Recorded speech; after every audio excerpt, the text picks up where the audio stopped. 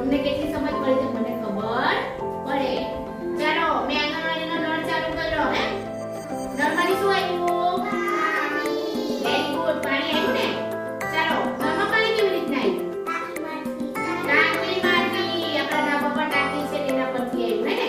ચાલો આંગણવાડીના ધાબા પર ટાંકી છે તેમાં પાણી ક્યાંથી આવ્યું?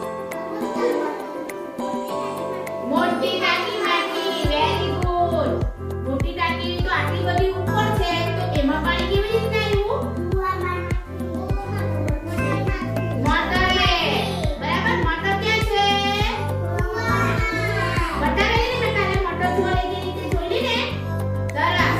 ચાલો કુવામાં મોટર છે. બીજું શું છે કુવામાં? પાણી છે ને. એક તો પાણી ચડાવ્યું આપણે ને. એટલે કુવામાં પાણીની અંદર મોટર છે.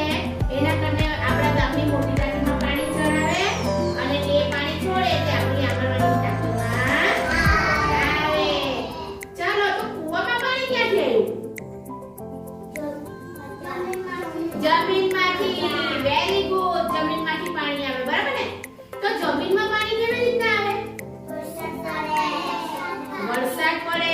Very good. વરસાદ પડે તે જમીનમાં પહોંચે. તો વરસાદ કેવી રીતના પડે? વાદળમાંથી. Very good. તો વાદળ કેવી રીતના બને? વરાળથી. વરાળથી બને બરાબર ને. વરાળ કેવી રીતના બને?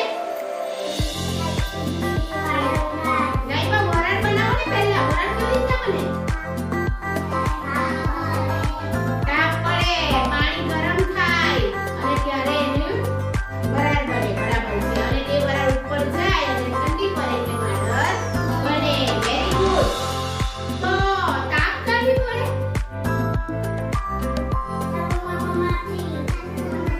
ચાડામાંથી તાપ પડે. હું વાત કરે સુરત ચાડામાંથી. ચાડામાં રાતના આવે.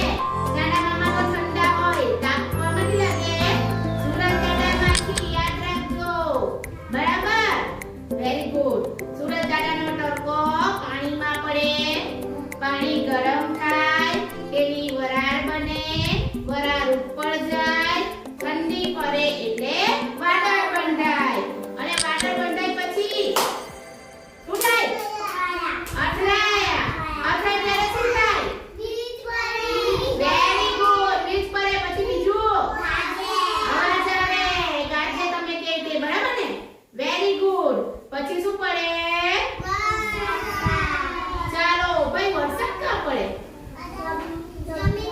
જમીન પર પડે. Very good. આપણે પહેલા કહી ગયા તેમ જમીનમાં પડે પછી એ પાણી જમીનની અંદર જાય જે આપણે કુવાથી પાછા લીધા છે હે ને.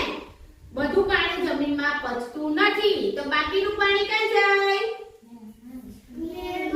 નહેરમાં. નહેરમાં જાય બરાબર. નહેરનું પાણી ક્યાં જાય? નહેરનું પાણી ક્યાં જાય?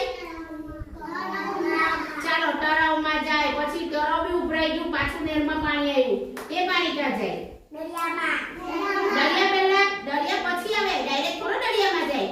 નદીમાં જાય. આપણા બારડોલી ગયા ત્યારે પુલ પર નીચે નદી છે જોઈ કે નહીં?